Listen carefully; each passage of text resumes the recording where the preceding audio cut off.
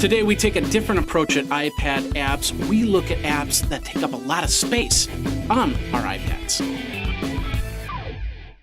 Hey everybody, Jeffrey Powers here. Welcome to iPad 365, the show where we look at apps to keep your iPad in play.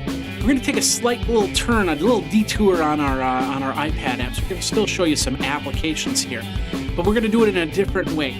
First of all, I want to let you know our Twitter handle is iPad365. You can go over there and follow me and let me know that you followed me, and I will follow you wherever you will go. Wait, what? Oh. And of course, the email is ipad365show@gmail.com. ipad365show@gmail.com.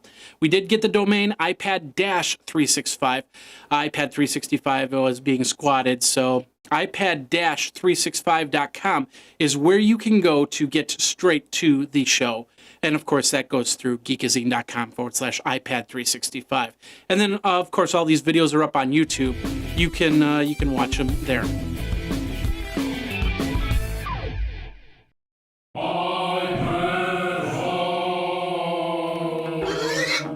Alright, so a couple days ago I looked at an application called Magic the Gathering, which was the app based on the card game Magic the Gathering. Really fun game, a lot of cool graphics, a lot of cool stuff, but the one thing that bugged me about it was the size of the application.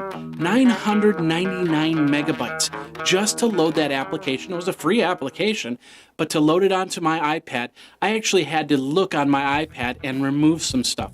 I had 1.4 gigabytes left on my iPad, and of course iPad will not let you put in a 1 gig application with only 1.4 gigabytes left. You got to get about 2 gigabytes before it'll let you do an application like that. So I had to remove a couple things, old apps, and of course a couple of videos and audio that I had on the iPad just to make room for this application. It got me to thinking, what other applications are out there that actually take up a lot of space like that? Now we're going to start with the simple stuff. Anything that you get off of iPad to load on your iPad is usually going to be probably no more than 50 megabytes. And there's a lot of applications out there between the 10 to 50 megabyte range.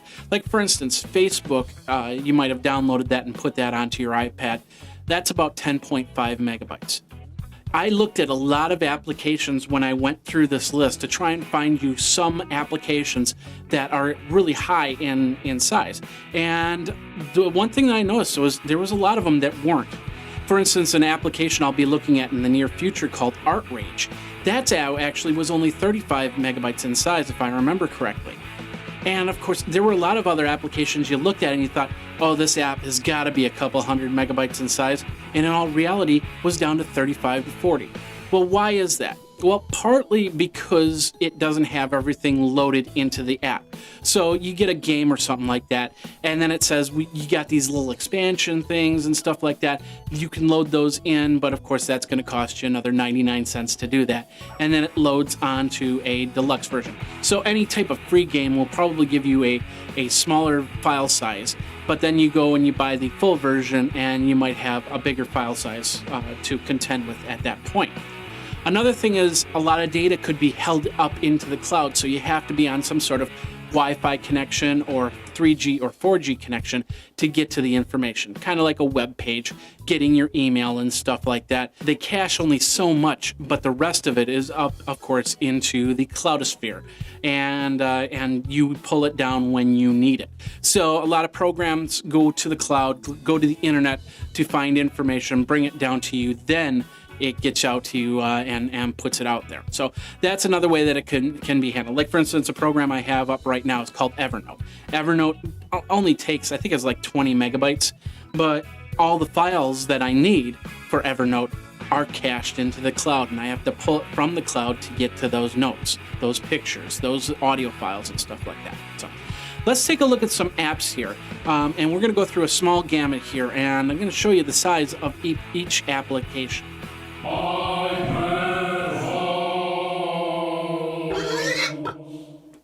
All right, we're going to start with the Apple stuff. These are applications that are made by Apple for the iPad, and we're going to tell you about their file sizes. We're going to start with iPhoto, which is a popular photo sharing program put out by Apple. 113 megabytes is the size of that. And of course, I think the price is $4.99 for all of these apps, and you can get them at the App Store. But you will need 113 megabytes in file size for your iPad to run this program.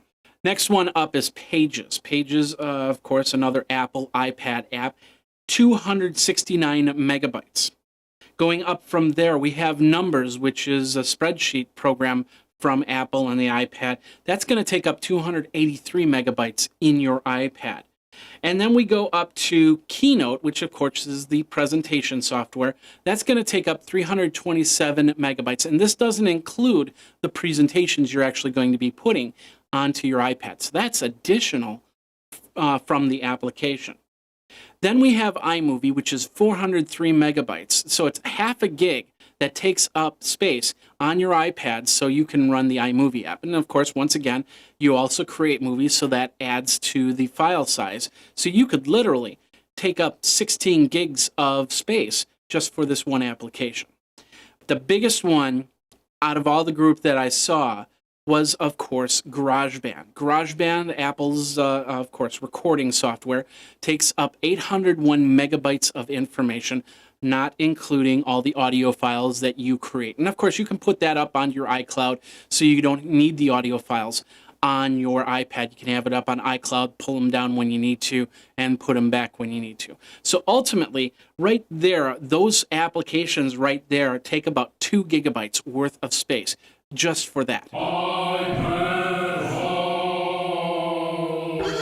Of course, we're going to get into other applications, but I want to show you one more thing here. Actually, we're going in a different direction. Magazines also can take up a lot of space. And to give you a good example, the Mad Magazine app that I have on my iPad is pretty low-key until you start downloading the magazines. The current issue, which has Spider-Man on the cover, is 283 megabytes just to download that magazine. Previous issues about 160 to 180 megabytes, so they take a while to download.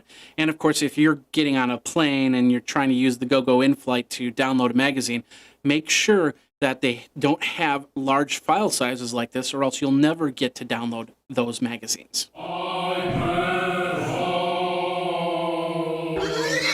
All right, a couple more applications here, and then I'm going to show you the one category that you don't want to put onto your iPad because the programs are just way too big in most cases. So first of all, a couple quick notes. If you've got photo cookbooks or anything like that, like for instance this one, which is called the Photo Cookbook, that takes up 324 megabytes of space in your iPad. So if you have a 16 gigabyte iPad, you might have to look for space. Even with a 32 gigabyte iPad, if you got a 64 gigabyte with Wi-Fi, you might be a little less worried about this type of space.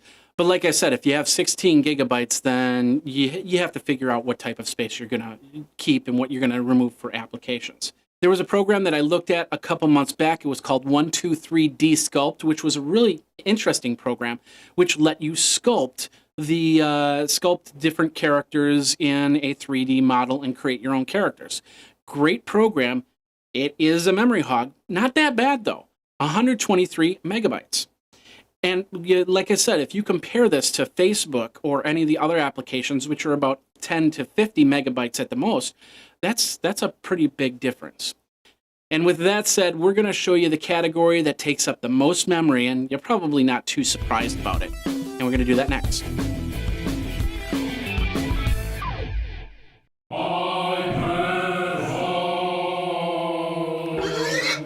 Okay, so here we go. This is it. The one category that you want to end up getting yourself a larger size iPad for. Gaming. It's simple as that. Games take up space.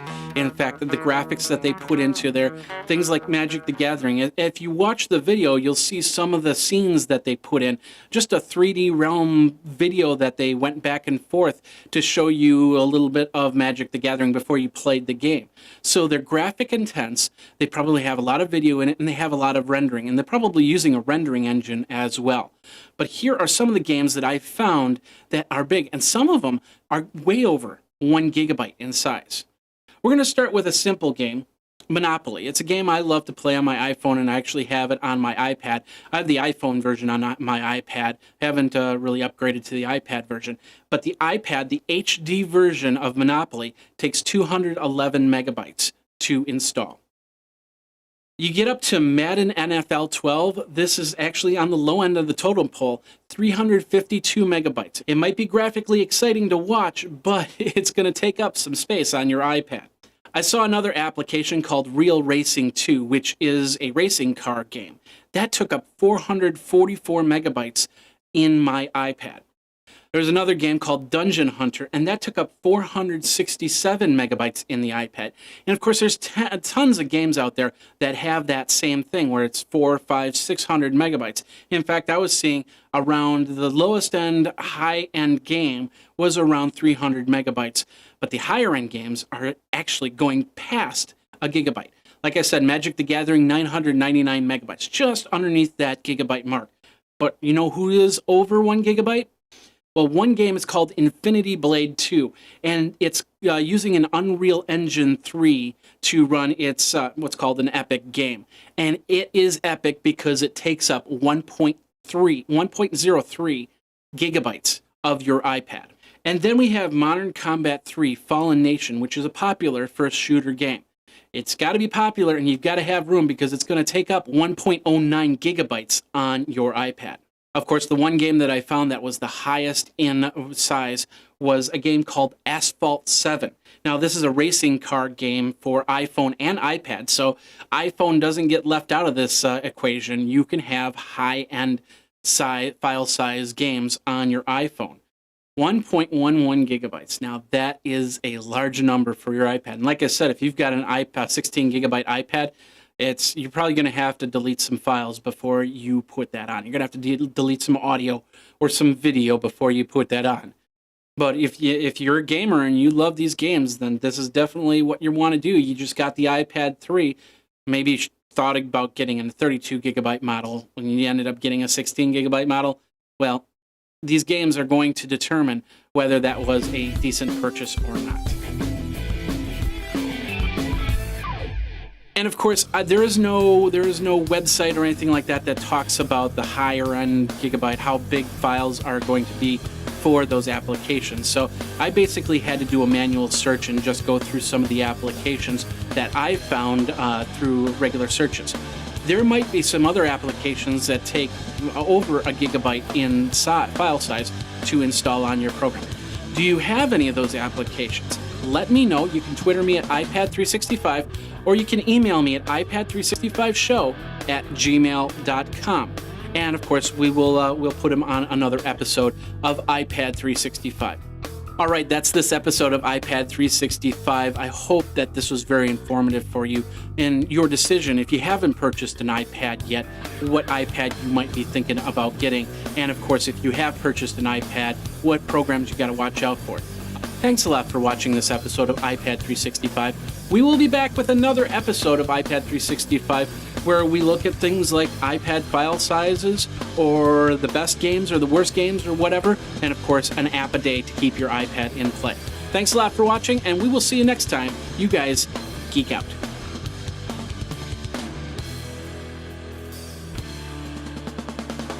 You should follow Graphite on Twitter at GraphiteINC.